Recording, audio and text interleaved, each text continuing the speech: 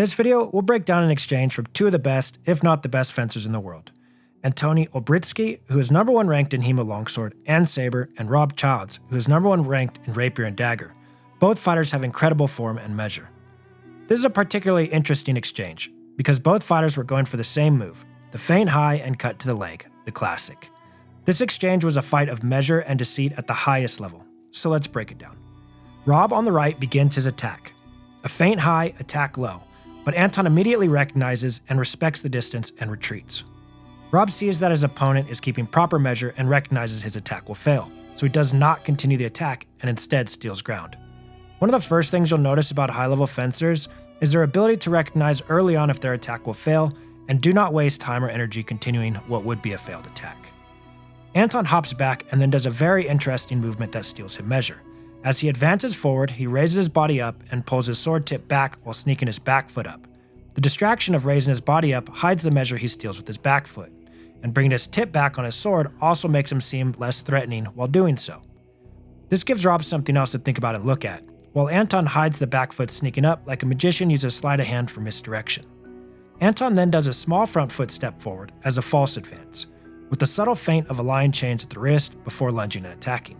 This attack would have hit most fighters, but Rob keeps proper measure and retreats. Rob then takes a step forward, and Anton presents his tip as a threat to keep Rob from attacking or regaining space. Anton then begins to either try and provoke Rob into attacking by using false attacks, or is simply getting Rob desensitized to a certain movement pattern so that Rob will think he's just trying to bait. Then if Rob doesn't react because he thinks Anton is just baiting, Anton could throw a true attack masked as a false attack. Since Rob is conditioned to him moving without throwing, Anton then raises up and does a small hop forward while seemingly non-threatening or looking like he's once again trying to provoke. But this time he steals measure.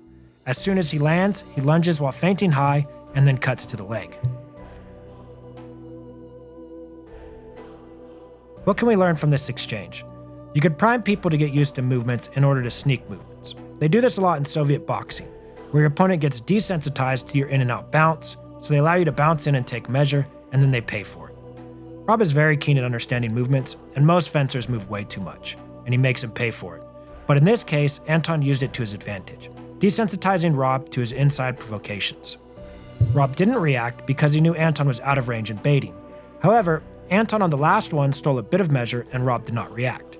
So Anton continued his attack, recognizing that his attack would succeed within a split second and going for it. This fight shows a great example of how important it is to be able to recognize if an attack will fail or succeed. It also showed an amazing display of a war of measure and deceit.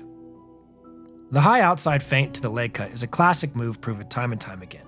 It works so well because a high feint to the outside provokes most fencers to parry up with their sword, which moves their weapon away from the opponent's true target, the leg. Most fencers will also retreat, which then locks the targeted leg at tempo, and raising the leg up on the retreat brings it closer to the enemy's attack, bankrunning the opponent. If you don't know what that is, then go watch my video on it. I'll leave a link in the description. The leg is also the last segment to move on the retreat. In Rapier and Dagger, you can easily stop this feint series by cross-parrying with your hand to the right and bringing your sword low to the right to lock out the right side. But in Saber, it's extremely hard to stop because you probably won't be parrying with your offhand. We call this move the classic at our school, and it's one of the most effective moves in all of fencing. If you want to watch a tutorial on how to do it, subscribe to my channel so you can see when it comes out.